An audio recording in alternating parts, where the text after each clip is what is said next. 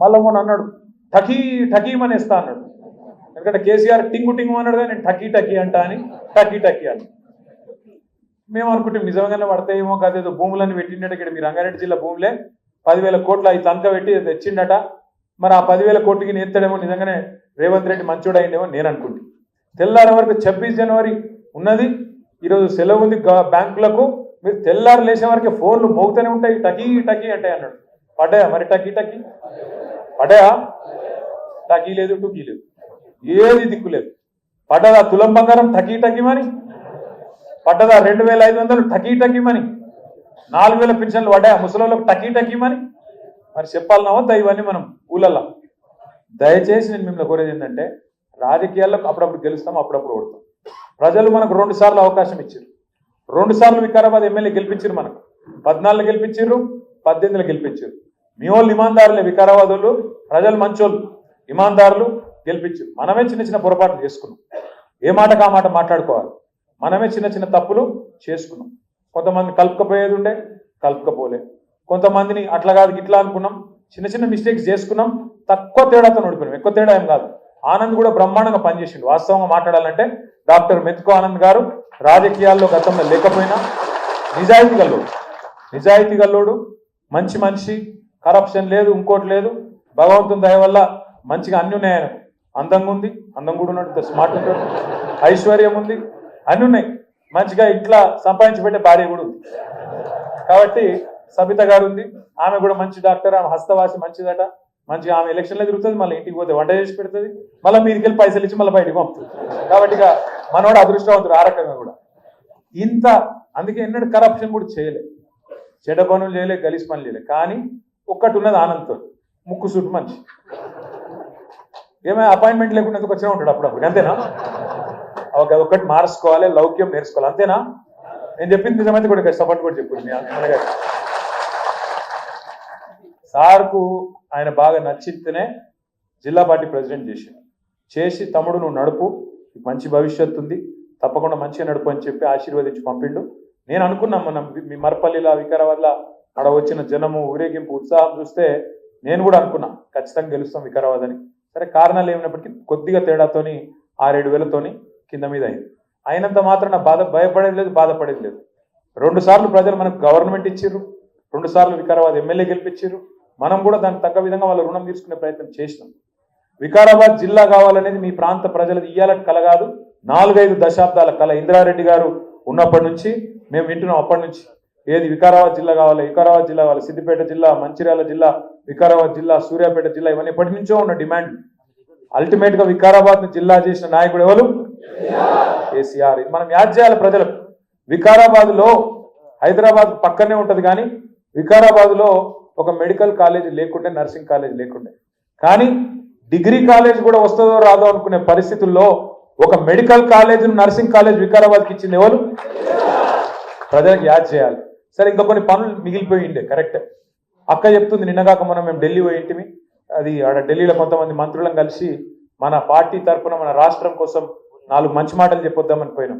అక్క అంటుంది మనం ఒక్క చిన్న తప్పు చేసినామంటే అనంతగిరిని కొద్దిగా మనం గట్టిగా చేసేది ఉండే, గట్టిగా చేస్తే మా పిల్లగాళ్ళకు ఆడ మంచి ఉద్యోగాలు వస్తుండే, బాగుండే అని ఒక మాట అన్నది. నిజంగానే అది చేసేది ఉండే, ఏ కారణం చేతనో కొంత మిస్ అయినాం. మళ్ళా తప్పకుండా చేసుకుందాం, ఆ విషయంలో అనుమానం అవసరం లేదు, తప్పకుండా చేసుకుందాం. దాంతోపాటు పాలమూరు రంగారెడ్డి ఎత్తిపోతల పథకం మరి దగ్గర 90% పూర్తయింది. కానీ వీళ్ళే ఈ కాంగ్రెస్ వాళ్ళే కేసులేసి ఆపి ఆపి ఆపి ఎంత చేసినా కూడా 90% పూర్తయింది. మొత్తం మధ్యలో రిజర్వాయర్లు పూర్తయినాయి, కింద పంప్ హౌస్ పూర్తయింది.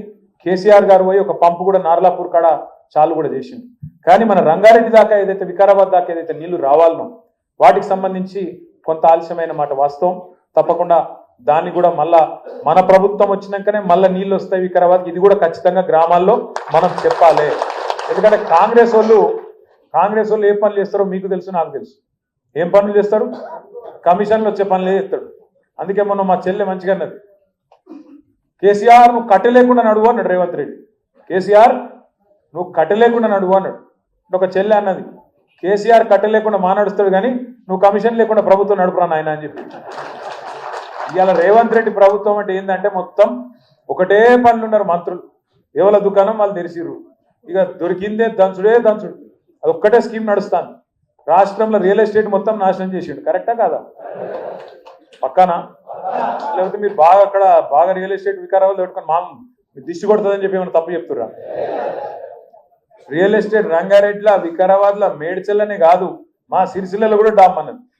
రియల్ ఎస్టేట్ అంటే చాలా మంది ఏమనుకుంటారంటే పెద్ద పెద్ద భూములు ఉన్న ఆసాంలే లాభపడతారేమో అనుకుంటారు. కాదు. ఒక్కొక్క ఊళ్ళే వందల మంది పిల్లలు ఉన్నారు రియల్ ఎస్టేట్ మీద ఆధారపడి బతికే పిల్లలు. వాళ్ళందరూ పొట్టగొట్టిండి ఇవాళ రేవంత్ రెడ్డి. వాళ్ళు కూడా మంట మీదే ఉన్నారు. రైతులు మంట మీదే ఉన్నారు. ఈ రియల్ ఎస్టేట్ పిల్లలు మంట మీదే ఉన్నారు. మహిళలు 2500 ఎత్తా అని చెప్పిండు. ఏది 100 రోజుల్లో 6 గ్యారంటీలు అమలు చేస్తా, గ్యారంటీ కార్డులు, దాని మీద సంతకాలు, వీళ్ళ మొఖాలకు అఫిడవిట్లు, దేవుళ్ళ మీద ఓట్లు, ఇన్ని పెట్టి గెలిచిరు. మరి ఒక్కటన్నా అమలైందా ఇప్పటికీ? ఒకగా బస్సు. ఇక ఆ బస్సు ఎంత అందంగా ఉందో నాకంటే బాగా మీకేరు. అందులో పోతే టికెట్ కొన్న మొగోళ్ళకేమో జాగలేదు, లేడీస్ ఏమో ఇలా సీటు కోసం కొట్టుకునే పరిస్థితి వచ్చింది. అదేమో అందం ఉందంటే అది కూడా చక్కగా లేదు. అక్కడుంది. ఇంతకు మునుపు ఎవరన్నా లేడీస్ వస్తే కుసోమ్మ అని చెప్పి సీటు ఇద్దురు. రేవంత్ రెడ్డి పుణ్యానం ఒక 15 ఏళ్ళు కాంగ్రెస్ మాత్రం మళ్ళా తెలంగాణలో ఓట్లు అడిగే పరిస్థితి కూడా లేదు అనే మాట కూడా తెలుసు. కానీ మనందరం అట్లా అని చెప్పి ఎక్కడోళ్ళం అక్కడ మళ్ళా గెలిచిపోయినామని ఇంట్లో వండుకుంటే మళ్ళీ ఇప్పటి లెక్క మోసం జరుగుతుంది.